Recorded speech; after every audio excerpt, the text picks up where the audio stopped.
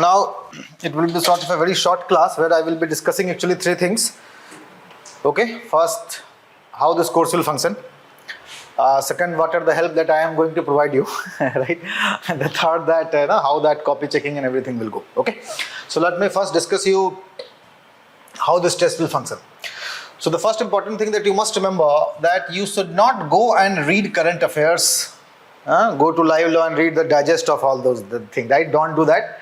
I have done for you, and I will be supplying in a week, not immediately, but in a week, sort of a 20-30 page document whereby I will be giving you for each topic certain important case law, 2 to 3 case law, and just one good line or good paragraph from that particular case. Okay, because the function of current affair in your answer writing is not that the entirety of the answer will be current affair, right? So it will be only for the purpose of add-on.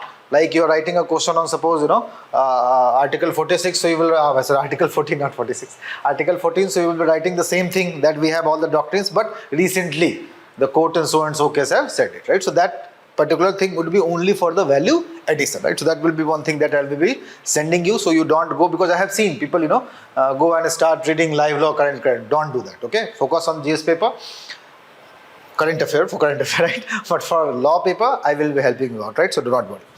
Second thing is that the model answer that I will be giving you, that model answer is literally very good. Okay, now this model answer, what I will suggest, that if you are lacking in any notes, like for example for a particular topic you don't have much notes, so you use the model answer as the note itself.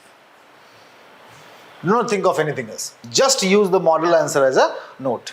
In fact, last year I remember he could not qualify for the prelims, for the interview, mains paper. After mains he could not qualify for the interview, right? So after mains he sent me, sir, I had not prepared anything. He was a law graduate, right? But looking at the model answer, the number was almost 260, right? The reason is not that model answer in that sense has helped him, but he was a law graduate, so this assumption that he didn't know anything is wrong. I mean, if he was a law graduate, at least he knew something. But that model answer acted as a very good boost for it.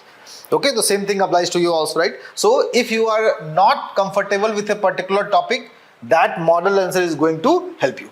Okay, so just take that into account. Now, initially what I used to do, that I used to release model answer one by one. Once you write it, then only I will give you. Right? The reason was you should not cheat, right? But I realized that is not the case. So what I will be doing this time is that model answer I will be releasing, as soon as that test date is there, irrespective of whether you write the test or not. Again, the reason is that even you don't write the test, you want to see the model answer to understand it, right? And I am assuming कि भाई it is the matter of your life, right? तो इतना भी cheating नहीं करेंगे हम, बस ये cheating करके क्या ही कर लेंगे, right? Ultimately, it is going to not help you if you read the model answer and then write the test. So obviously that is not a very good thing, right? But still I will do.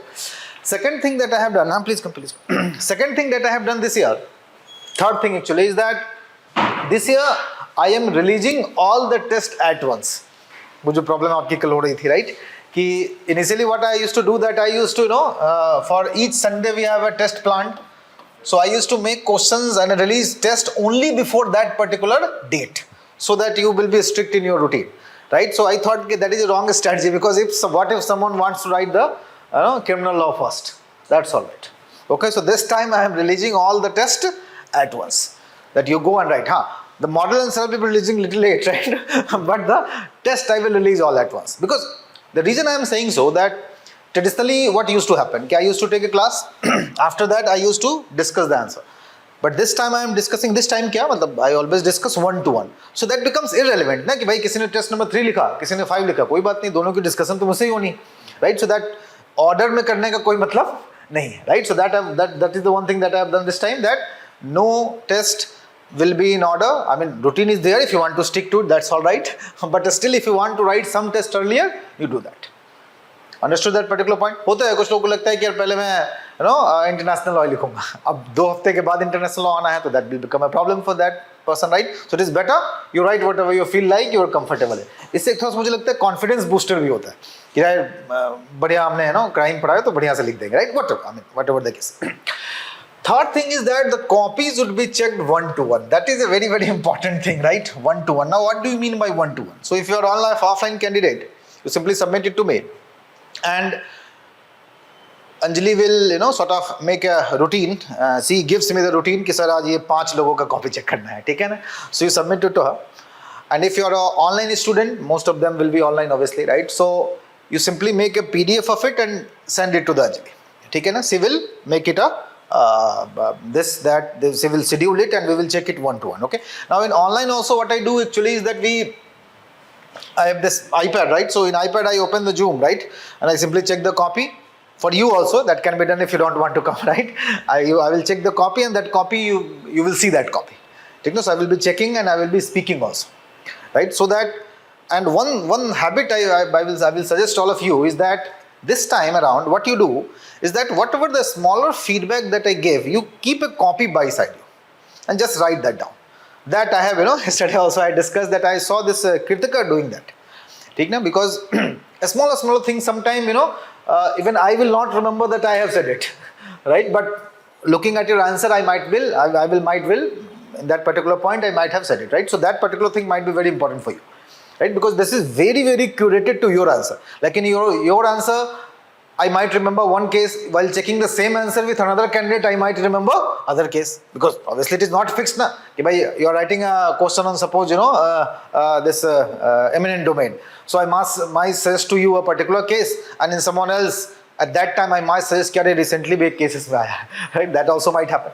Yes, please, right? So what I will suggest that whenever we are discussing the answers, that answer you simply keep a copy side by side and write down. That is what is required. Understood, right? So 3 things.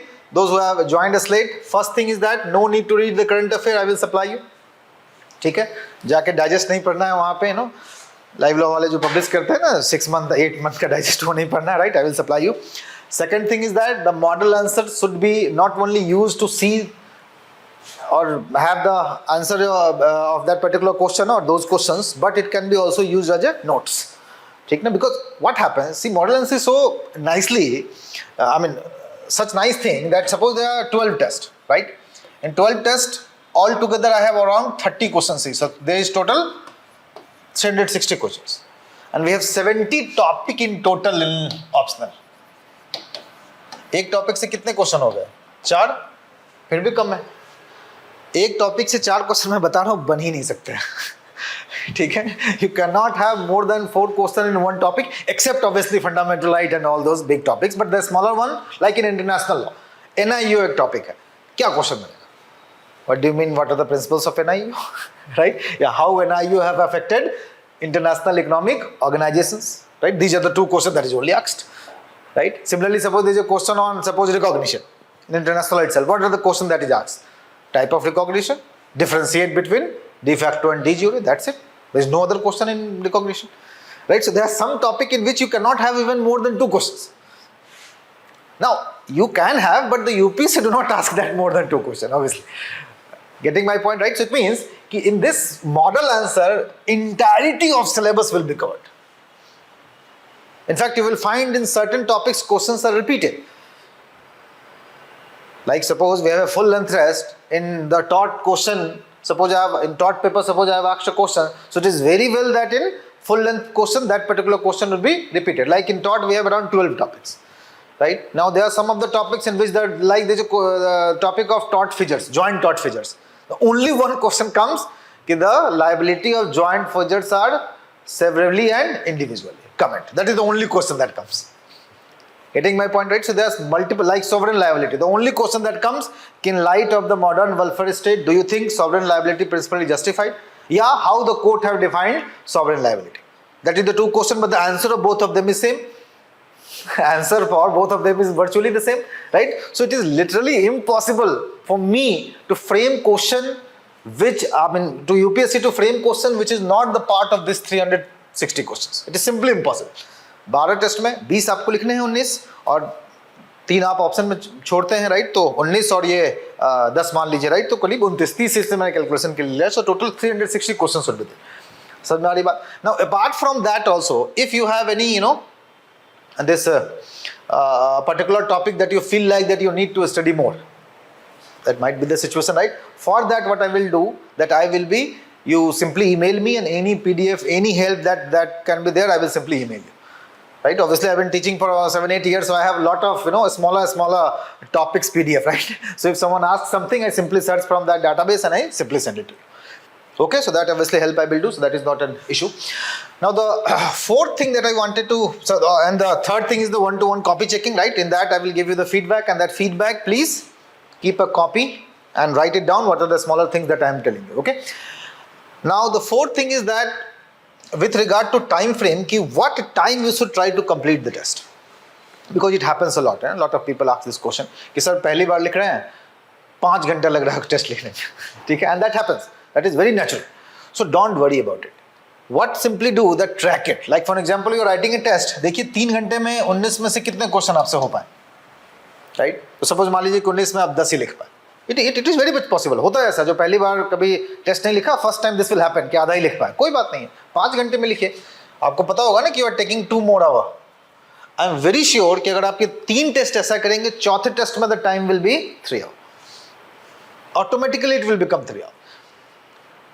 Right? So do not procrastinate, do not become lazy कि यार इतना test लिखने की क्या जरूरत है, जैसे college में करते हैं. क्योंकि प्रॉब्लम क्या होगा actual, if you are not writing test, the problem that will actually occur that when you go and write mains examination, there you have to write 19 question. College में आपको 6 क्वेश्चन लिखने होते हैं, या ज़्यादा से ज़्यादा 7 question. Here you have to write 19 question, right? So ultimately you don't have even time to think कि हाँ भाई I will make this structure, I will do this this this. Not, it is simply impossible. 1-2 question छूट जाएगा, कितना भी अच्छा कर लीजिए, अगर 40 नंबर का क्वेश्चन छूट गया, कुछ नहीं होना है, ठीक है ना? तो टाइम पे पेपर खत्म होना बहुत ही ज़्यादा जरूरी है, ठीक है? बिकॉज द पीपल, ऐसे भी कुछ लोग होते हैं ना जो बहुत तैयारी नहीं थी, प्रीलिम्स हो गया राइट? तो उस समय सिचुएशन में बड़ी प्रॉब्लम होती है कि how to do it. Now if you have been practising a lot, obviously you are at advantageous position, बड़े आसानी से आप कर लेंगे. लेकिन मैं देखता हूँ कि हर एक साल 50% ऐसे होते हैं जो कि आते हैं कि सर सोचा नहीं था, हो गया ठीक है? It happens. समझ में आ रही बात ये, right? So that is one thing, keep in to mind that finish all the test. In fact मैं आपको एक बड़ा छोटा सा डिटेल बताऊँ कि the people who have qualified ना, at least 3 people I saw last year, they purposefully asked me to evaluate the test between that 3 days gap between GS and law paper. उसके बीच में उन्होंने मुझसे कॉपी इवेल्युएट करवाई है 1-to-1. सोचिए dedication, समझ रहे आप? उस 3 दिन में तो कोई बात भी नहीं करता है, चुपचाप अपना पढ़ रहा है, रिवाइज कर रहा है, लेकिन उसने 1 घंटा निकाल के कॉपी चेक करवाई, ठीक है ना? And both, all 3 of them has actually qualified. Last year भी ऐसे ही था, 2 लोगों ने करवाई थी, दोनों का रिजल्ट आया फन. एक का बहुत अच्छा रैंक नहीं है, लेकिन एटलीस्ट क्वालिफाइड. समझ में आ रही बात में क्या कहना, राइट? तो 12 का 12 टेस्ट लिखना बहुत जरूरी है. ये एकदम दिमाग में घुसा लीजिए कि लिखना है तो लिखना है, ठीक है? और वो मैंने फ्रीडम दे ही दी है कि भाई मैं 12 टेस्ट एक साथ रिलीज कर दूंगा, ठीक है ना? इनफैक्ट आज मैंने सामने बोला है कल आप 12 का 12 टेस्ट रिलीज कर दीजिए, ठीक है? ताकि ये नहीं हो कि भाई, जैसे आपने भी शायद पूछा था ना कि पहले वो लिखना चाहे, इसलिए मैंने कहा कि सबका सब मैं एक साथ रिलीज कर देता हूँ, राइट? इररिलेवेंट है, आपको जो पहले तैयार करना है वो तैयार करके आप लिखिए. पहले, बिल्कुल पहले लिख सकते हैं, ठीक है ना? ये मैंने सोचा कल, इनफैक्ट अच्छा आप ही ने बताया, कल मैंने सोचा कि भाई क्यों मैं इंसिस्ट कर रहा हूँ इसी ऑर्डर में लिखने के लिए, क्योंकि कॉपी तो मैं 1-to-1 चेक करूंगा, राइट? तो जो मन है लिखिए, ठीक है ना?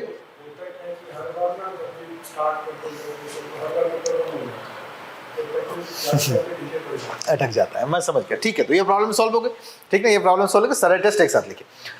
अब सुबू इज समवन आस्किंग कि Sayam on regarding my prelims. अच्छा, हेज है आपका, not very sure. Yes, you can have a different schedule. Someone is asking online, can I have a different schedule? Yes, you can have, right? See, there are people also who wants to write this test for, this test validity is for 1 year, right? So these are the things are mostly for the people who is going to get write mains there, right? So obviously they have to cover within that time frame, right? But if you are planning for the whole year, then it is totally up to you.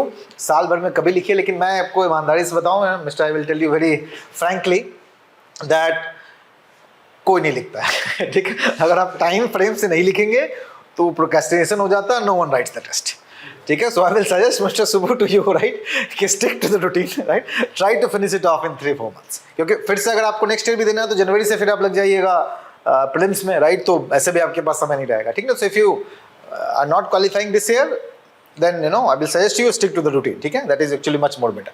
I am coming to that, Matthew, not to worry.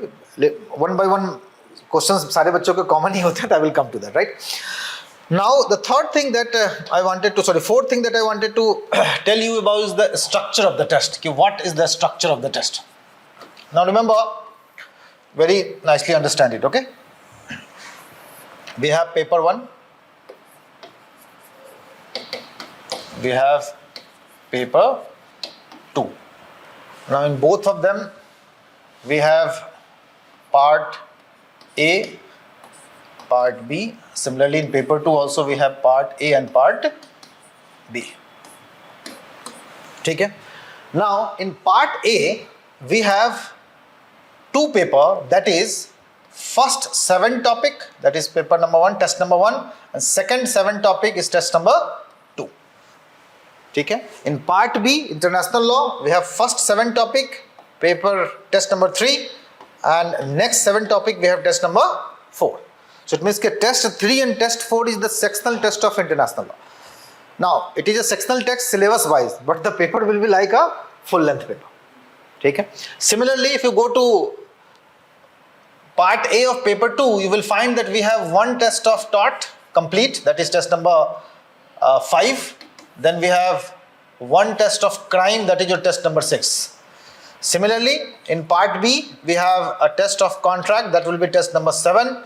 And then we have test of CLD, that is your test number 8. So we have 8 sectional tests. Understood? Now, for the entirety of part A, we have 1 test, that is test number 9. For the entirety of part B, we have 1 test, that is your test number 10. For the entirety of part A of paper 2, that is your tort and crime combined, we have test number 11. And for this, we have test number 12. Okay? Understood that particular point? So we have all together 12 tests. याद रहेगा, जैसे UPSC में वो जो 4 test में ऐसे design किया जैसे यूपीएससी वाला स्ट्रक्चर होता है वैसा है. Understood that particular point?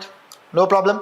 तो मतलब कि आपने इंडिविजुअल दे लिया, टॉर्ट क्राइम का एक साथ दे लीजिए, सीएलडी और कॉन्ट्रैक्ट का एक साथ दे लीजिए. याद रहेगा. Now there are some people who don't want to write that much test, right? It happens, right? There are some people who don't want to write that much test because they have already written for the last 2 years.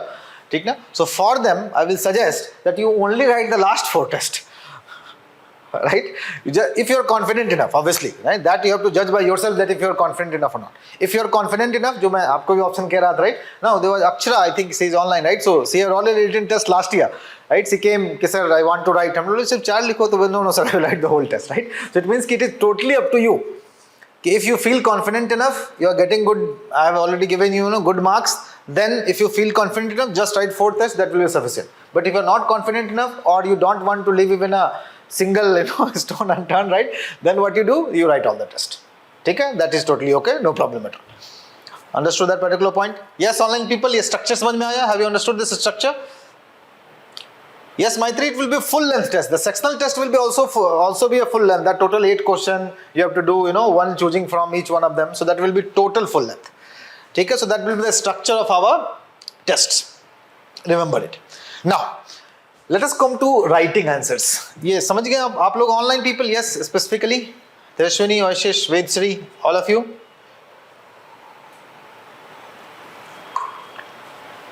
Okay. Now let us come to writing answers. Now writing answer is a very tricky part, right? Now if you think about it, there are 3 basic type of question that comes. Very generically speaking, there are 3 basic type of question come. One question is philosophical in nature. Mostly asked in constitutional law, sometime in crime. Very rarely. Like there was a question, plea bargaining is the vanishing point of jurisprudence in the law of crime, right? Little bit of philosophical, right? But mostly those philosophical question always comes in your constitutional law. They will take a line from a judgment, full stop, comment. Okay, very philosophical. Second type of question that you get is what I say, direct question. The most easiest one to write. Okay, they will simply take the topic name, define. Write a short note on plea bargaining. Write a short note on a state-sponsored terrorism. Very direct question. No here and there, bilkul plain and simple question, right?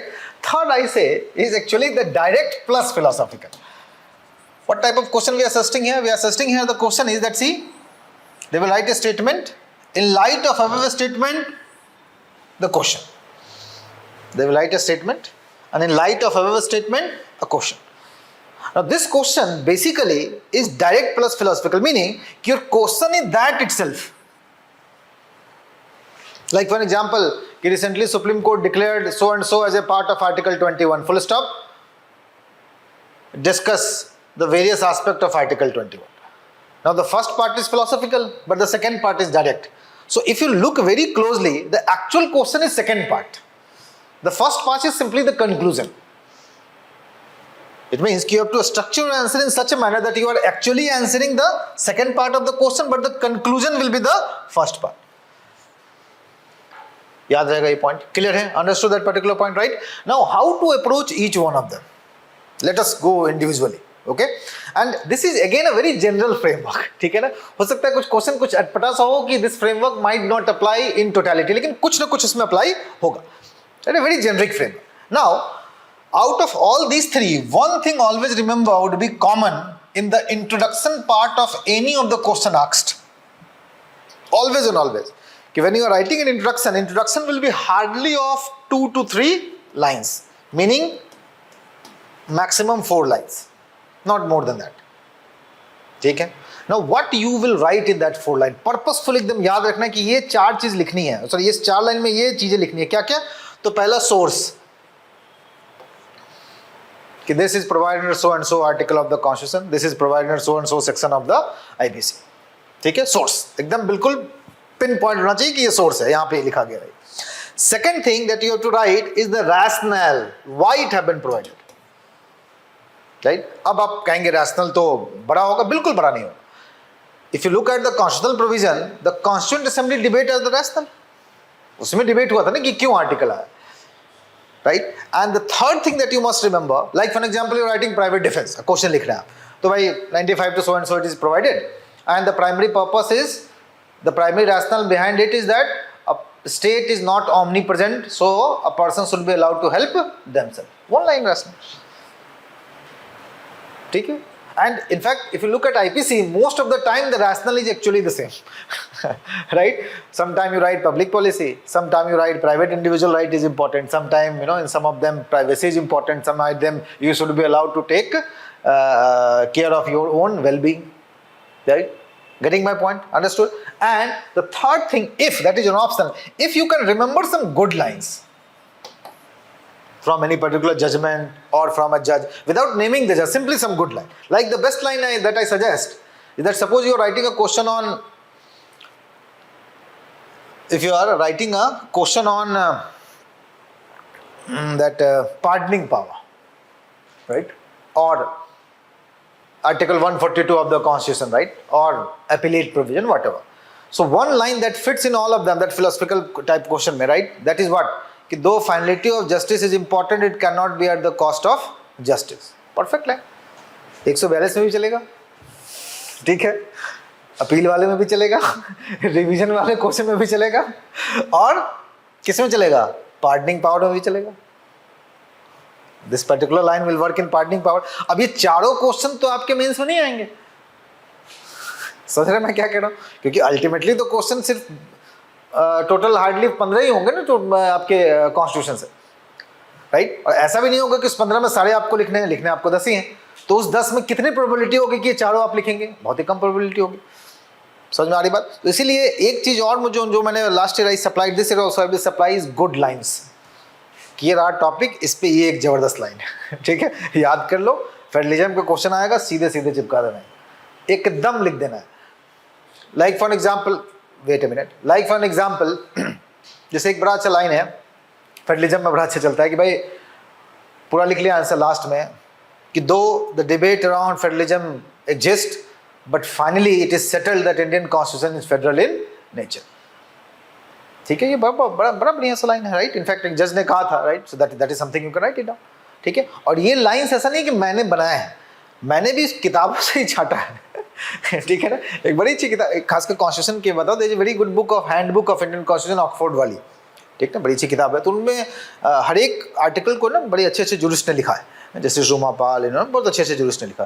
तो उसके PDF से मैंने निकाल के कल पिछले साल constitution के लिए तैयार किया था. ठीक है, इस साल मैं सोच रहा हूँ कि इंटरनेशनल लॉ के लिए भी तैयार करता.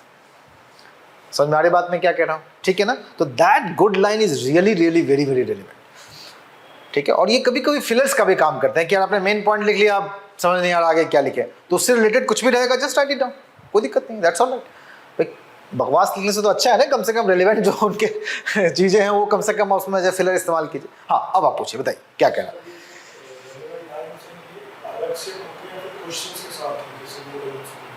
नहीं नहीं, अलग से होंगे ये सब चीज़ें, मैं अलग से दूंगा। करंट अफेयर में वो उसके साथ कैसे हो सकता है, करंट अफेयर के साथ मैं अलग से भेजूंगा और प्लस ये अलग से मैं भेजूंगा, ठीक है ना। और मैं CLD भी, सॉरी मैं बताना भूल गया, मैं CLD भी आपको अलग से भेजूंगा, ठीक है ना। PDF उसके मैं अलग से बना के आपको भेजूंगा, ठीक है ना।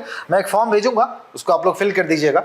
मेरे पास ऑब्वियसली डाटा है आपका, लेकिन मेरे लिए थोड़ा आसान हो जाता है कि गूगल फॉर्म में एक ही साथ सारा ईमेल आ जाता है, मैंने कॉपी पेस्ट करके ईमेल कर दिया, ठीक है। तो मेरे लिए थोड़ा आसान हो जाता है, ठीक है ना। तो I will send you a form, just fill it and I will send you, ठीक है। तो not to worry. Now the second question come, sorry, तो ये क्या हो गया कि तीनों में किसी तरह का क्वेश्चन हो, इंट्रो में ध्यान रखना है। क्या क्या ध्यान रखना है? सोर्स, रैशनल या जस्टिफिकेशन कह लीजिए, और तीसरा some good line if you could remember. नहीं रिमेंबर याद है, छोड़ दीजिए, कोई बात नहीं, ठीक है। Now come the body part. इस बॉडी पार्ट में एक्चुअली में इनमें डिफरेंस क्रिएट होता है, इस तीनों में, ठीक है। अब डायरेक्ट क्वेश्चन है तो बॉडी पार्ट में आपको सीधे सीधे इंग्रेडिएंट लिख देना है, ठीक है। अगर थ्योरीज है तो थ्योरीज लिख देनी है, ठीक है। और इन सब के साथ केस लॉ अटैच करना है। अब यहां पे one question that comes is that कितने केस लिखने हैं, ठीक है। Now the answer to that question is कि कितने मार्क्स का क्वेश्चन है। जैसे मान लीजिए आपसे पूछा गया कि what is the essential ingredient of theft. अगर ये 10 नंबर में पूछा गया तो 2 केस चलेगा। अगर ये 20 नंबर में पूछा गया तो आपको हो सकता है 6 केस लिखना, ठीक है। मतलब ये कि हर एक इंग्रेडिएंट में 2 लिखना होगा। लेकिन अगर 10 नंबर का सवाल है तो 2 case will be more than sufficient. समझ में आ रही बात ये, राइट। तो ये स्टिक मत कीजिए कि भाई भले ही 10 नंबर का सवाल है, नो मुझे 6 का 6 जो मुझे याद है मैं लिख के आऊंगा, ऐसा मत कीजिए, ठीक है। मैं बार बार बता रहा हूं that know that is not required. मैं बार बार बता रहा हूं कि IPC BNS वाला डिस्प्यूट मैं सॉल्व करूंगा। अभी रुकिए, पहले मतलब let me first complete this. एक एक करके मैं सब कुछ आंसर दूंगा जो भी आपके मन में है, ठीक है। Just wait. हाँ, तो मैं बता रहा हूं कि एक्सेसिव लिखने से नंबर नहीं आता, ये दिमाग से अपने बात निकाल दीजिएगा। टॉपर्स कॉपी देखा होगा, कितना कम लिखा है। तो अगर आप वहाँ पे फिलोसफर बनेंगे तो 2 बार अटेम्प्ट लगेंगे, ठीक है। एक बार ये रियलाइज करने में कि ये मास्टर सही कह रहा था, ठीक है, दूसरा साल आपका वेस्ट हो, राइट। इनफैक्ट मैं अभी लाया नहीं, एक लड़का है अविनाश, होगा फोटो इसमें क्या, ये अनिमेश, सॉरी 282, ये बैचमेट है रैंक 31 का जो पिछले साल था, अविनाश V का बैचमेट है, दोनों एकदम साथ में है। And he have more marks in law, ठीक है। क्यों नहीं हुआ उसका इस साल, उस साल जिस साल इसका हुआ? वही कि तुम फेडरलिज्म के क्वेश्चन में पूरा का पूरा कोई पता नहीं कौन सर इरविंग या किसका उसने पढ़ लिया था और लैटिन में एक पैराग्राफ लिख के आया। लैटिन में पैराग्राफ लिख रहे हैं, सर मैंने ये सर इरविन ने लैटिन में ऐसे डिफाइन किया। मैंने कहा बेटा ऐसा है कि जो कॉपी चेक करो उसे नहीं पता होगा, ठीक। बस यही समस्या होती है कि never ever try to write very very high standard जो PhD वाले लोग लिखते हैं, वो आपसे वो एक्सपेक्ट भी नहीं कर रहा है, ठीक ना। तो बिल्कुल प्रिसाइज रहिए, बिल्कुल प्रिसाइज। समझ में आ रही बात ये। और प्रयास ये कीजिए कि सिर्फ मेन पॉइंट लिखे, सिर्फ for the sake of writing, do not right everything that you know about that topic. क्योंकि बच्चों के लिए कंट्रोल करना मुश्किल होता है, उनको लगता है ना कि मुझे तो बहुत आता है, ठीक है। तो मैं तो पूरा एकदम आज यहाँ पे एक एक क्वेश्चन को मैं रिसर्च पेपर बना दूंगा आज यहाँ पे, ठीक है ना, राइट। तो that you don't have to do, right. और इसका मेरी बात पे भरोसा मत कीजिए, जो लोग टॉप किए उनकी कॉपी देखिए, एकदम simple to the point plain answer लिखा हुआ, ठीक है। ये जो कहानी होती है ना कि कुछ यूनिक होना चाहिए आप में, ये GS में चलता है, ठीक है। लॉ ऑप्शनल में नहीं चलता है, क्योंकि अभी तक वही अपने कॉलेज के प्रोफेसर्स को याद कीजिए, वही आके कॉपी चेक करते हैं। ज़्यादा हीरोबाजी को नंबर नहीं देंगे, उनको वही बुकिश देखना है जो कि वो चेक करते आए हैं जीवन तक, ठीक ना। क्योंकि यहाँ पे जर्नलिस्ट बंदा नहीं चेक कर रहा है ना आपकी कॉपी, ये जो प्रोफेसर, ये already check copies like that in there examination, जो उनकी नॉर्मली एग्जामिनेशन होती है, right. So they don't want you to write भाई थोड़ा बहुत अगर आपने करंट लास्ट में मेंशन कर दिया, obviously that will be a good thing, लेकिन एकदम बिल्कुल यूनिक ही कुछ लिख दिया आपने। लाइक फॉर एग्जांपल आप टॉट का क्वेश्चन लिख रहे हैं, ठीक है, विथ रिगार्ड टू नेग्लिजेंस, और आपने जो है जिंजर बियर केस नहीं लिखा, आपने कहा कि नहीं इससे पहले भी 100 साल पहले एक और केस हुआ था which was similar to that, हम वो लिख के आएंगे। आओ लिख के, अच्छी बात है, तुम्हें ज़्यादा पता लेकिन नंबर नहीं आएंगे। समझ बात में क्या कह रहा हूँ? तो जो ट्रेडिशनल केसेज है वो होने चाहिए, वो एग्जामिनर भी एक्सपेक्ट करता है कि आप लिखेंगे। याद रहेगा ये पॉइंट? क्लियर है? यस ऑनलाइन पीपल, तो एकदम बिल्कुल क्लियरली ध्यान रखिए, खासकर जो फाउंडेशन की आपको और भी समझ में आ रही होगी, right? Like Ved Shri I can see from foundation overseas, right? So do not ever try and write something which is out of the ordinary in the sense that it is extraordinary. बिल्कुल मत लिखिए, सिंपल आंसर लिखिए। ये GS में लेके नहीं करना है। जीएस में ऑब्वियसली अगर आप कुछ नया करते हैं तो रिवार्डिंग होता है, दैट आई एग्री, राइट? लेकिन यहां पे ऐसा कुछ नहीं है। याद रहेगा ये point, right? So it means कि we are done with the body part. अभी जो कंक्लूजन वाला पार्ट होगा इस तीनों में ना, वो एक बार आपको ध्यान रखना है कि कंक्लूजन वाले पार्ट में सब में कंक्लूजन लिखना जरूरी नहीं है। जैसे मान लीजिए डिस्टिंग्विश बिटवीन आ गया, क्या कंक्लूजन होगा? कुछ नहीं। अगर किसी में क्वेश्चन आ गया distinguish between, there is no conclusion, उसमें क्या कंक्लूजन होता है? कुछ नहीं होता। उसमें भी इंट्रो लिखिए कि यहाँ प्रोवाइडेड है, ठीक है, उसके बाद में लिखिए रैशनल क्या है, एक लाइन याद है तो अच्छा, देन सिंपली टेबल बनाइए, बेसिस लिखिए, डिस्टिंग्विश कीजिए, वहां पे कंक्लूजन की जरूरत है। लेकिन जहां पे आपको कंक्लूजन देना है, ठीक है, तो कंक्लूजन की ये समझिए कि conclusion basically gist of what you have written above. Like for example theft, जो हमने एग्जांपल लिया, एग्जांपल ही ले लें कि सपोज आपने थेफ्ट के इंग्रेडिएंट लिख दिए, केसेस लिख दिए, कंक्लूजन में क्या लिखेंगे कि theft ordinarily have all the major elements above and in a particular case का नाम लिख लीजिए, court have defined theft as. तो आईपीसी का डिफिनेशन आप नहीं लिख रहे हैं, आप बेसिकली ऊपर जो इंग्रेडिएंट लिखे हैं उसी का क्या कर रहे हैं? समेशन कर रहे हैं। और वहां पे अगर आपको याद है कुछ इंपॉर्टेंट, तो वहां पे आप करंट अफेयर डालिए। जैसे इस बार आईपीसी का मैं सपोज 124A पे क्वेश्चन आ गया, ठीक है, तो उसमें तो लिखना पड़ेगा ना कि recently supreme court have stayed any registration of FIR under IPC until it's constitutionality is decided. तो वो ऐसा नहीं कि फर्स्ट ही में लिख देंगे, नहीं, वो कहाँ जाएगा? कंक्लूजन में जाएगा। अगर उसने आईपीसी पे 124A पे क्वेश्चन पूछ लिया, आपने शुरू में लिख लिया कि एफआईआर, राइट, तो फिर आगे का मतलब ही नहीं रहा। फिर समझ आ रही बात ये, ठीक ना? तो ये एक कोहेरेंसी दिखनी चाहिए आपको, राइट ना? फिर से मैं बता रहा हूँ, ये बिल्कुल मैंने जेनरिक बताया कि ओवरऑल इस तरह का स्ट्रक्चर करना है, राइट? अब जब आप आंसर लिख के लाएंगे तो उस क्वेश्चन में मैं बताऊंगा कि यार यहाँ पे मतलब 1 to 1 जब मैं चेक करेंगे कि यहाँ पे ये डाल सकते थे, ये डाल सकते थे, तो उसको आप साइड में क्या करेंगे? नोट करेंगे। इसीलिए ना टॉपर्स कॉपी, एक बच्चा मुझसे पूछ रहा था कि सर उस पर बहुत सारे कमेंट नहीं होते हैं। कारण ये है क्योंकि मैं लिखता नहीं हूँ, मैं बोल देता हूँ उसको, ठीक है ना? That is actually easier for me. मतलब मेरा ये मानना है कि यार ऐसे भी मैं कॉपी तो चेक करूंगा ही ठीक है, राइट? तो तुम्हें सामने बैठाई की कर लेता हूँ, आपके लिए भी फायदा होगा और हमारे लिए भी ये रहेगा कि चलो सामने चेक हो गया तो मुझे बार बार ना लंबे लंबे वो लिखने की जरूरत नहीं है कमेंट। लेकिन ये मेहनत आप कीजिए, और मैं 40 से 45 मिनट लूँगा आपका कॉपी चेक करने का, उससे ज़्यादा नहीं, ठीक है? कि ऐसा नहीं हो कि भाई उस दौरान आदमी बिजी तो रहता ही, राइट? तो ऐसा ना हो कि 1 घंटा उसमें लग रहा, तो ऐसा नहीं, ठीक है? हाँ, कभी कभी ये भी होता है कि आपने 2-3 कॉपी चेक करवा लिया, उसके बाद आप रिक्वेस्ट कर रहे हैं कि सर टाइम की थोड़ी कमी, आप ऐसे ही कर दीजिए, तो मैं कर दूँगा।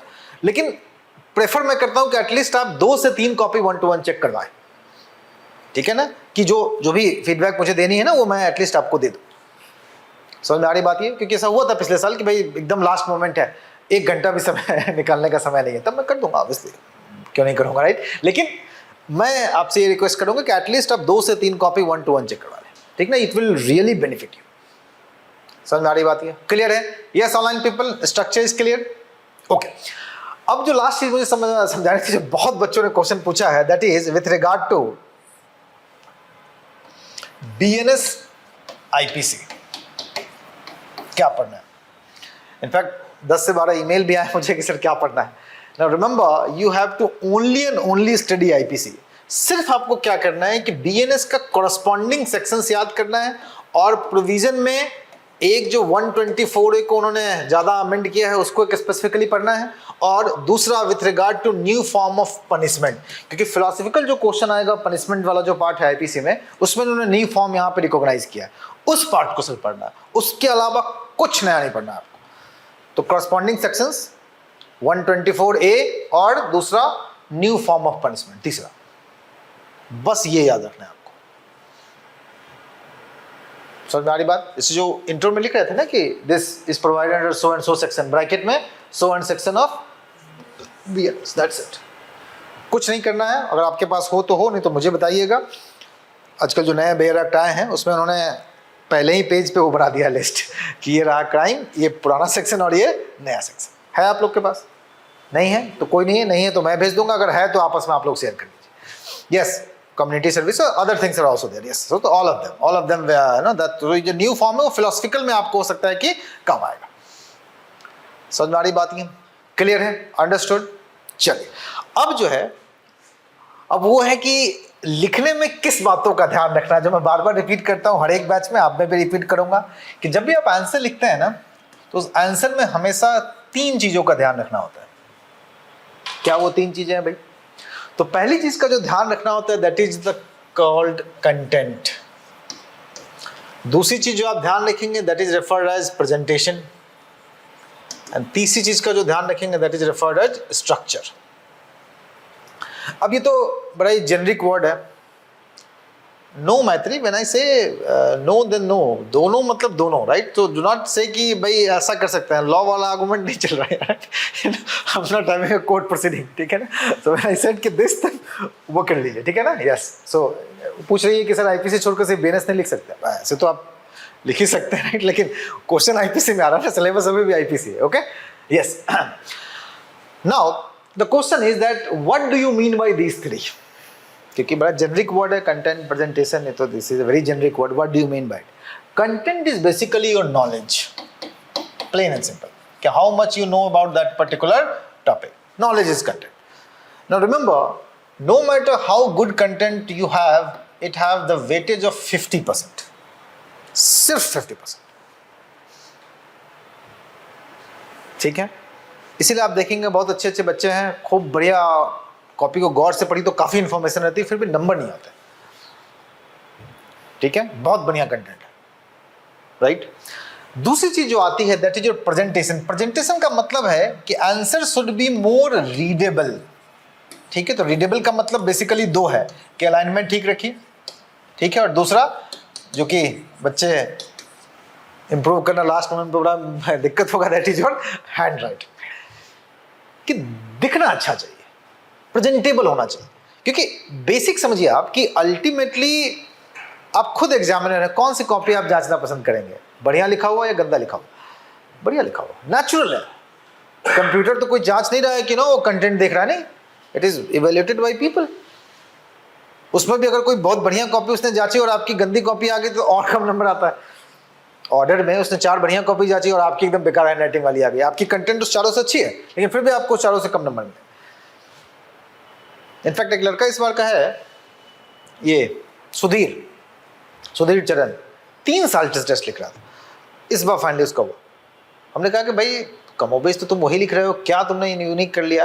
हंसने लगा, बोला सर वही जो आप बार बार कहते थे, मैंने जाके 2 महीने के हैंडराइटिंग कोर्स ज्वाइन किए। ठीक है, राइट? तो मतलब कि the only difference it made, his content भी ठीक था, सारा डिफरेंस उसका प्रेजेंटेशन और हैंडराइटिंग का था। क्योंकि हैंडराइटिंग और अलाइनमेंट था, क्योंकि ये समथिंग है ना, वो मैं आपको टीच नहीं करूंगा ना, वो आपको खुद इंप्रूव करना हो।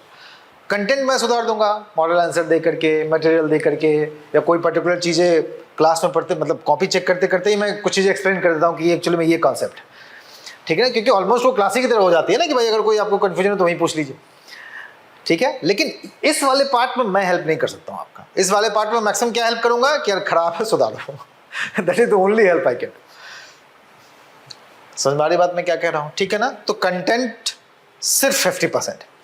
तीसरी चीज जो है वो ये कि स्ट्रक्चर पार्ट क्या है। स्ट्रक्चर पार्ट का मतलब क्या होता है, इसको थोड़ा सा नॉर्मली समझिए कि इट इज बेसिकली, ये बात आप समझिए कि भले ही आपने अच्छा लिख दिया, मतलब कंटेंट प्रेजेंटेबल भी अच्छा कर दिया, फिर भी आप उनको क्या पूरा का पूरा आंसर पढ़वाएंगे कि हाँ भाई लाइन बाय लाइन पढ़ो? कोई नहीं पढ़ेगा। No one reads line by line. मैं भी कॉपी चेक करूंगा, आपका तो ऐसा थोड़ी कि एक एक लाइन पढ़ूंगा, मैं एक झलक देखता हूँ कि हाँ भाई ये चीज़ें मिसिंग है, ये चीज़ें प्रेजेंट है, दैट्स इट। एग्जामिनर भी उसी कॉपी चेक करता है। इनफैक्ट यहाँ यूपीएससी में पढ़ाने से पहले मैं भी किसी कॉलेज में ही पढ़ाता था, मैं भी वहाँ कॉपी ऐसे ही चेक करता था। राइट, मैं भी वहाँ कॉपी ऐसे ही चेक करता था। ठीक है ना। तो वो जो प्रोफेसर आएंगे वो भी कॉपी ऐसे ही चेक करते हैं। तो सवाल ये उठता है कि अगर वो पूरी लाइन बाय लाइन नहीं पढ़ेंगे तो how will you convey him कि हमने सब कुछ लिखा होगा। सिर्फ अच्छी हैंडराइटिंग से कन्वे होगा? The answer is no. तो कैसे कन्वे करेंगे? तो that is where the question comes of your structure, कि आप हेडिंग ऐसा बनाइए जो कि उस पूरे क्वेश्चन को आंसर कर देता है, राइट। जैसे एडिटोरियल पढ़ते हैं आप, हिंदू का एडिटोरियल देखिए क्या रहता है, मेन वो समझ लीजिए क्वेश्चन है, राइट, जो मेन बड़ा सा हेडलाइन है। उसके अलावा अगर आप पूरे एडिटोरियल को ना भी पढ़ें और सिर्फ हेडिंग पढ़ ले जो एक एक पैराग्राफ के ऊपर होता है, आपको नहीं समझ में आ जाएगा क्या लिखा है एडिटोरियल। लाइक जो मैं फाउंडेशन में बड़ा अच्छा बताता हूँ कि भाई अगर फेडरेशन पे क्वेश्चन है, ठीक है ना, तो 5 हेडिंग तो मतलब मिनिमम डालिए ही डालिए कि भाई constitutional provision, unitary federal, jurist opinion, supreme court decisions, evolving federalism, उसमें सारा फिस्कल, कोऑपरेटिव, नॉन कोऑपरेटिव सारा कीवर्ड डालिए, ठीक है। तो भले वो पूरा आंसर नहीं पढ़ेगा, सिर्फ ये हेडिंग देख के समझेगा कि सारा पर्सपेक्टिव इस बंदे ने लिख दिया। अब सवाल ये उठता है कि हेडिंग कैसे होगा, तो उसी में मॉडल आंसर काम आएगा, क्योंकि मॉडल आंसर में इस बात का ध्यान रखा कि हेडिंग प्रॉपर हो, ठीक है, याद रहेगा ये पॉइंट। अब कभी कभी क्या होगा ना कि आपसे हेडिंग बनेगा ही नहीं शुरू में, अगर आपकी प्रैक्टिस नहीं तो you will be not able to make even heading, you will feel like यार इसमें क्या हेडिंग लिखे। परेशान नहीं होना, आप एक एक वर्ड पूरी की पूरी लाइन हेडिंग लिखिए, कोई बात नहीं। जब आप कॉपी चेक करवाएंगे तो मैं काटूंगा कि इस पूरी जगह आप ये एक वर्ड लिख सकते थे, जैसे आप थेफ्ट पे लिख रहे हैं, राइट। अब हेडिंग किसी ने डाल दिया एसेंशियल इंग्रेडिएंट ऑफ थेफ्ट, तो मैं एसेंशियल और थेफ्ट को काट दूंगा, इंग्रेडिएंट चलेगा, क्योंकि क्वेश्चन तो थेफ्ट का है, ठीक ना। तो हेडिंग मैक्सिमम 2 वर्ड, लेकिन वही है कि अगर आप 2 वर्ड आपको मिल नहीं पा रहा है तो उसका मतलब ये नहीं कि आप यू नो हेडिंग ना डालें, आप पूरे लाइन हेडिंग डालिए, कोई बात नहीं। जब मैं चेक करूंगा तो मैं उसको कट डाउन करूंगा कि हाँ भाई इसमें ये 2 वर्ड लिख सकते थे, याद रहेगा ये पॉइंट, ठीक है। And it always you know good if you know sort of underline your heading, थोड़ा सा दिखता तो है, विजिबल होता है कि हाँ भाई ये कुछ ही है। समझ में आ रही बात ये, that is the first meaning of structure, that you have to write headings, very very important. दूसरी चीज जो स्ट्रक्चर में जो आपको समझ, यस ये बात समझ में आई सबको? पहले ऑनलाइन भी पूछ लो सर, सॉरी, यस तेजस्वी, शुभू, एवरीवन ऑनलाइन पीपल। और एक और चीज है ना कि हाउ डू यू अंडरस्टैंड कि भाई ये हेडिंग सब हेडिंग क्या होना चाहिए, तो just look at the topper copy. मैं आपको गारंटी दे रहा हूँ, मेंस लिख के आइए, ठीक है, टॉपर्स की कॉपी और यहाँ का टेस्ट सीरीज वाला जो होगा, एक भी क्वेश्चन आपको ऐसा नहीं मिलेगा जो कि बाहर से है।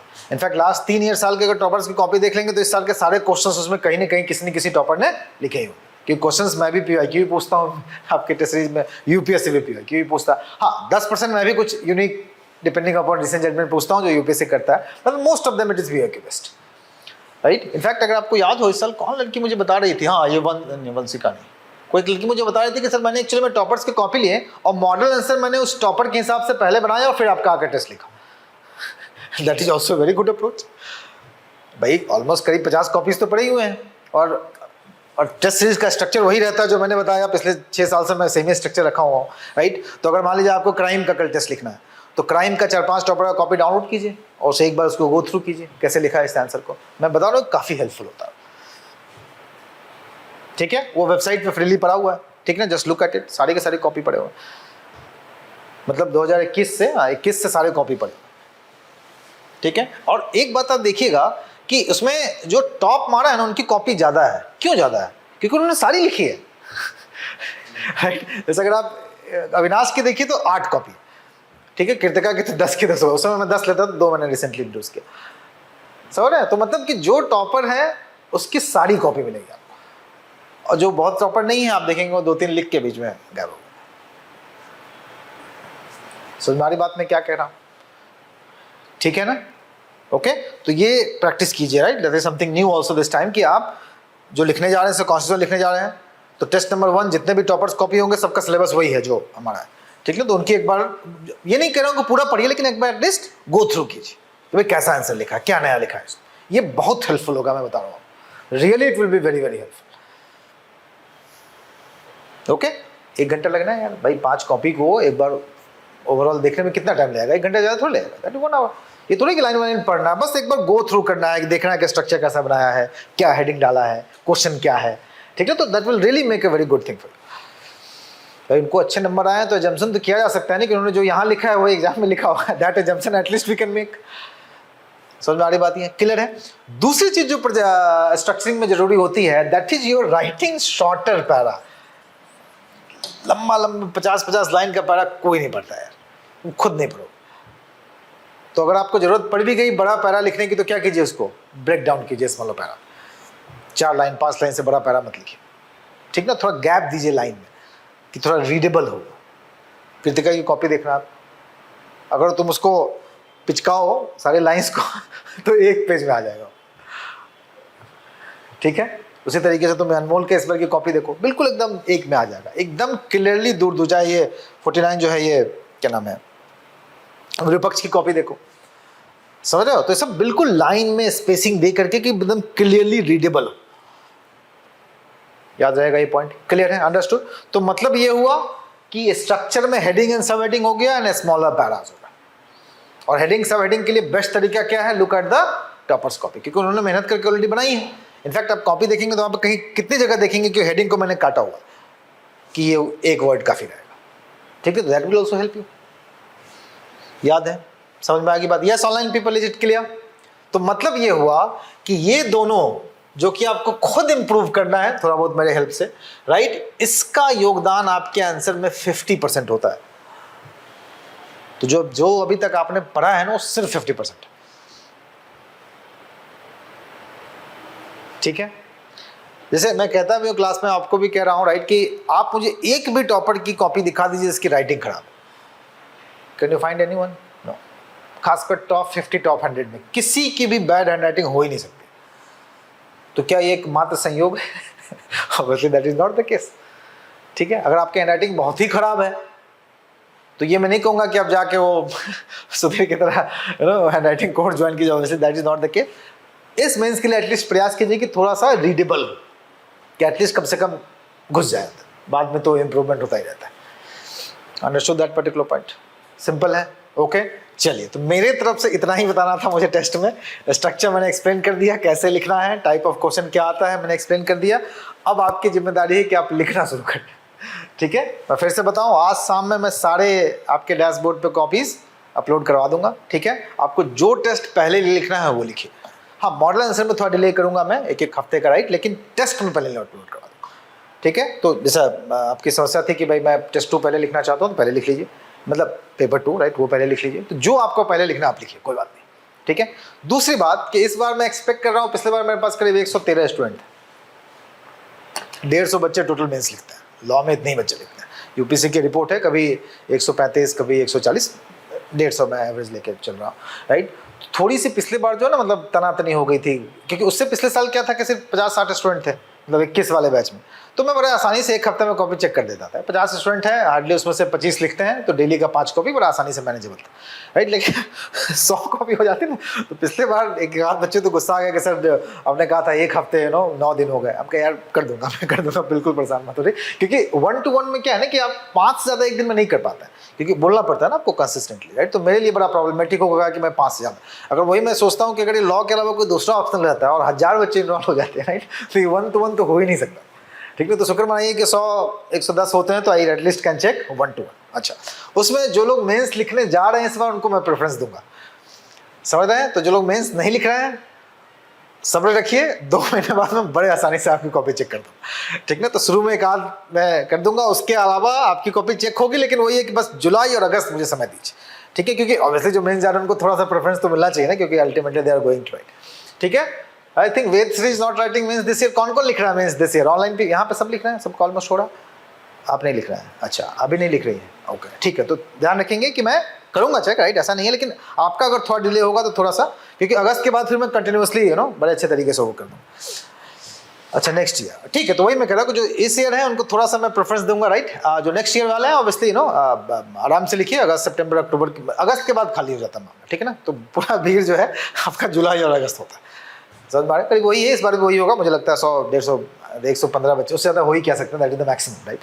उतने बच्चे इनरोल्ड होंगे और उनका टेस्ट थोड़ा सा वो होगा, और जो लोग नहीं लिख रहे हैं उनको करूँगा, लेकिन ऑब्वियसली थोड़ा सा उनका टाइम में ज़्यादा लूँ। ठीक है, यस आशीष भी लिख रहा है, यस मतलब ठीक है, वही है कि भाई पिछले साल भी 15-20 ऐसे बच्चे थे जो उस साल नहीं लिख रहे थे, राइट, लेकिन मोस्ट ऑफ देम वही होते हैं जो कि उस साल लिख रहे होते हैं। Understood that particular point, okay. अब आपकी तरफ से कोई क्वेश्चन हो तो बताइए। Yes, online also, offline also. अब आप बताइए कोई क्वेश्चन है तो, इफ यू थिंक। हाँ, टेस्ट 1-1 हफ्ते के गैप पे मैंने दिया है, लेकिन फिर से वो जैसा मैंने बताया कि 1 साल तक वैलिडिटी है, तो आप उसे 1 हफ्ते से अगर आप 15-15 दिन करना चाहें तो आप कर सकते हैं। अच्छा, मेंस तो 1-1 हफ्ते, उसमें भी आपकी वो है, अगर आप चाहें कि भाई आप 1 हफ्ते में 2 लिखना चाहते हैं लिख लीजिए, कोई दिक्कत नहीं, दैट्स ऑल राइट।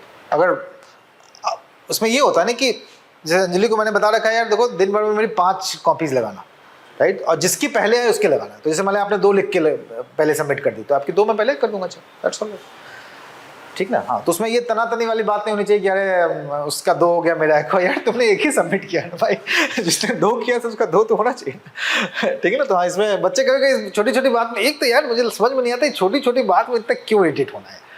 ठीक है, कल हो जाएगी कॉपी, ठीक है। पिछले बार तो बच्चा इतना गुस्सा गया, हमने कहा तुम बैठो बाहर, मैं इसकी करके मैं क्लास ऑफ करता हूँ, मैं तुम्हारी कॉपी चेक करता हूँ। यार आज के बदले कल कर दोगे, मैं क्या दिक्कत। हाँ, यही होना कि भाई 2 महीने तक नहीं चेक हो रही, वो नहीं होना चाहिए, obviously that is should not be there, right, but at least 1 week में 99% कॉपी में 1 वीक के अंदर चेक कर देता हूँ, ठीक है। इस बार तो मैंने और भी प्लान बनाया है कि मैंने इस बार बोला है कि यार मैं 6 कॉपी चेक करूँगा इंस्टेड ऑफ 5, 3 सुबह में, ठीक ना, और 2 फाउंडेशन की क्लास के बाद। तो 6 कॉपी मैं एक्सपेक्ट कर रहा हूँ, मतलब Monday to Thursday 6 copy, Friday Saturday Sunday मैंने बोला है कि तुम मेरी जो है टोटल 8-8 कॉपी लगा दो।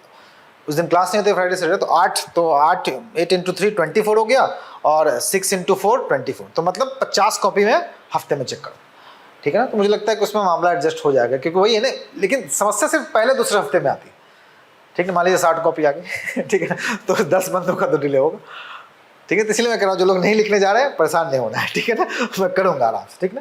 और इनफैक्ट जब समय ज़्यादा रहता है तो 1-1 1.5 घंटा मैं कॉपी चेक करता हूँ और भी बताता हूँ अच्छे से, ठीक है। तो दैट आई विल, ठीक है, so don't worry about it, okay. इसकी रिकॉर्डिंग होगी Maitri, right, not to bother, no need to repeat the things, it will be recorded itself.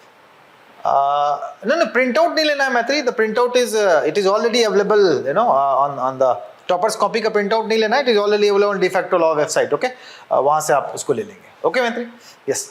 Model answer देखने से तो चीटिंग हो जाएगी, पर मान लीजिए नहीं चीटिंग नहीं हो, देखिए वही है ना कि आप एग्जाम देने जा रहे हैं, क्या ही चीटिंग करेंगे।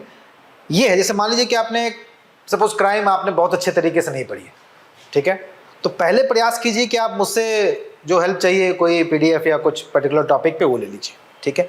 उसके बाद भी आपको लग रहा है यार कॉन्फिडेंस नहीं आ रहा है, तब मॉडल आंसर पढ़ के लिखिए, कोई बात नहीं। ये क्वेश्चन है मेरा कि मान लीजिए कि कोई टॉपिक कंप्लीट नहीं है मेरे नोट्स में, जहाँ से मैंने हाईलाइट, तो पहले मुझे मेल कीजिए, मैं पहले आपको नॉर्मल पीडीएफ भेजूंगा। मॉडल आंसर को फर्स्ट अप्रोच मत रखिए, पहले आप नॉर्मल पीडीएफ पढ़ के देखिए, उसके बाद मॉडल आंसर से उसको ऐड ऑन कीजिए टेस्ट देने के बाद, ठीक है। उससे क्या होता है, रिटेंशन रहता है, नहीं तो पढ़ के डायरेक्ट लिखेंगे रिटेंशन नहीं रहेगा। तो और जो लोग का इस बार मेंस नहीं हो तो मॉडल आंसर दूंगा ही ना आपको, ठीक है, आप खुद से लिखेंगे, ठीक है, और लिखने के बाद मॉडल आंसर लिखेंगे। लेकिन जो लोग जा रहे हैं, अगर वो चाहते हैं मॉडल आंसर से थोड़ा प्रिपरेशन में हेल्प हो जाए, that I will provide, not to worry, yes. 4 to 5 lines, intro हमेशा 4 to 5 लाइन्स। बॉडी पार्ट जैसे मैंने बताया, दोनों में बॉडी पार्ट में इंग्रेडिएंट हो गया या तो प्रिंसिपल्स हो गए along with the cases, okay Tara. Saima, अच्छा ईमेल आईडी, हाँ ईमेल आईडी मैं लिख लीजिए, सॉरी मैं बताना भूल गया, ईमेल आदित्य 9, बड़ा सिंपल सा ईमेल है, ईमेल आदित्य मेरा नाम 9 न्यूमेरिकल @gmail, ठीक है, ईमेल आदित्य 9 @gmail, ठीक है ना। इस पर मुझे ईमेल कर दीजिए, मैंने ग्रुप में भी भेजा भी था आई थिंक दिस से ना, तो आपको कुछ भी हो तो इस पर आप ईमेल कर दीजिए। ये बात समझ में आ गई तारा आपको, मैत्री डन। और कोई क्वेश्चन ऑनलाइन, विक्रमादित्य, शुभू, आकाश, एनी क्वेश्चन इधर online offline, any questions, done. और दूसरी बात जो जनरल एडवाइस है कि टाइम वेस्ट मत कीजिए, अगर आपका मेंस है इस बार, चाय पीते हुए और टहलते हुए आप लोग दिखने नहीं चाहिए, ठीक है ना, आइडियल केस में, ठीक है ना, बिल्कुल टाइम मत वेस्ट कीजिए। क्योंकि एक बात मानिए जो मैं आई थिंक कल ही परसों NIX समझ में नहीं आ रहा, ईमेल कीजिए, मैत्री ईमेल कीजिए, मैं भेजूंगा, बिल्कुल समझ में आएगा, उसमें सेक्शन 138 के अलावा कुछ नहीं पूछते हैं, ठीक है ना, बिल्कुल, या तो कभी कभी पूछ लेते what do mean by negotiability, meaning of negotiation, that's it. उसके अलावा कोई क्वेश्चन नहीं तैयार करना उसमें। वही मैं कह रहा हूँ, कोई कोई टॉपिक अगर आप नहीं समझ में आता है ना, तो एक साथ ऐसा नहीं कि आपने 50 टॉपिक लिख के भेजिए, नहीं समझ में आ रहा है तो पूरा सिलेबस मैं कैसे समझाऊंगा, पार्ट बाय पार्ट में भेजिए, ठीक है ना। कि जैसे आप टेस्ट लिखने जा रहे हैं सपोज कॉन्ट्रैक्ट का, तो उसमें देखिए क्या क्या नहीं समझ में आ रहा, 2 बार 3 बार ईमेल करके, ठीक है ना। तो मैं I will no briefly explain you, वहीं पे मैं रिप्लाई कर दूंगा, लिख के भेज दूंगा, ठीक है ना, that I will do. PY को भी क्यों, फिर वही बात हो गई, मैंने पीवाई क्यों नाम लिया कि पीवाई क्यों लिखिए, नहीं नाम लिया यार, पीवाई क्यों की क्वेश्चन तो आपके टेस्ट सीरीज में है ना, why to write PY Q right now, do not write PY Q. एक मिनट, हाँ अभी क्यों लिखेंगे भाई, आपको जो मैंने टेस्ट सीरीज में भाई 360 लिख लो यार, बहुत क्वेश्चन है यार, इससे तो क्वेश्चन पीवाई क्यू में भी नहीं है, ठीक ना। तो मैंने पीवाई क्यू लिखने के लिए बोला ही नहीं एक बार भी, ठीक ना, क्योंकि जो आपका क्वेश्चन है ना वो पीवाई क्यू से ही डिराइव्ड है, क्यों एक्सरसाइज रिपीट करना, आपको जीएस भी तो पढ़ना है भाई। 80% क्वेश्चन उसमें पीवाईक्यू हैं, समझ रहे, एग्जैक्टली सेम पीवाईक्यू क्वेश्चन, एकदम मैं कॉपी और पेस्ट करता हूँ क्वेश्चन ठीक है ना, कि ये 2013 में पूछा था, 19 में पूछा था, इस बार आने की ज़्यादा संभावना है, पेस्ट करो इसको, समझ रहे इस बात को। तो बिल्कुल पीवाईक्यू की जरूरत नहीं है। Yes yes Shivangi, you can write any time, है ना, you can write any time. Offline वाला, हाँ कैसे लिखेंगे, तो ऑनलाइन, जैसे मैंने बता दिया था शुरू में कि ऑनलाइन वाले पीडीएफ स्कैन करके भेजेंगे, और इनका जो बुकलेट होता है वो भी ऑनलाइन होगा, उसको प्रिंट आउट ले लीजिएगा और बुकलेट पे ही लिखिएगा, ठीक ना, सादे पेज पे, यू नो, या किसी और कोचिंग के उसके ऊपर मत लिखिएगा, इन लोग का, you know, they don't like that. उस बुकलेट में ये भी होता है ना कि स्ट्रक्चर ठीक से बना रहेगा, ऑलरेडी कॉपी लिखी रहेगी, that will be much more nice, okay, that you can do. और जो ऑफलाइन वाले हैं, यहाँ पे हर एक संडे ये पूरी क्लास खुली रहेगी, ठीक ना, दिन भर में कभी भी आइए, मतलब कभी, मतलब सुबह 6 बजे नहीं, मतलब 10 से 6 जब इंस्टीट्यूट खुला होता है, आके आराम से लिखिए, ठीक है, एनी टाइम। लेकिन ध्यान रखिएगा कि टाइम जो ना 3 घंटे में कितना लिख पाएँ, इस बात को खुद ही नोट करके रखिएगा, ठीक है, दैट इज हेल्पफुल। यस, अपने हिसाब से टाइम बनाया, मैंने बताया ना, पहले मैं स्ट्रिक्ट था, लेकिन अब मैंने उसको खत्म कर दिया कि आपको कल शाम तक मैं सारे टेस्ट अपलोड करवा दूंगा, या आज शाम तक, ठीक है, कोई बात नहीं, अगले संडे को आप, मैंने बताया ना 12 टेस्ट अपलोड होगा, जो लिखना है लिख लीजिए, कोई बात, ठीक है। हाँ कौन सा स्पेस, अच्छा हाँ ठीक है, मैंने बोल दिया, अगर नहीं हो तो कह दिया, हालांकि नहीं हो तो उसको मोड़ देंगे, ठीक है ना, साइड शेयर करके वो ट्राई करेंगे। Yes yes, it will be available on the course page, yes it will be available, आज शाम तक मैं बोल रहा हूँ कि दे विल अपलोड, ठीक है। Recording stopped. चलें फिर, वो सब उसकी बात करेंगे हम, नॉट टू बड़ी, वो तो फिर फाउंडेशन की बात हो गई Maitri, we will do it. Email करें आप मुझे, ईमेल करें Maitri, if some particular topic is you know you think it is unavailable, आप मुझे ईमेल करें, ओके ना। चले फिर, thank you everyone, thank you.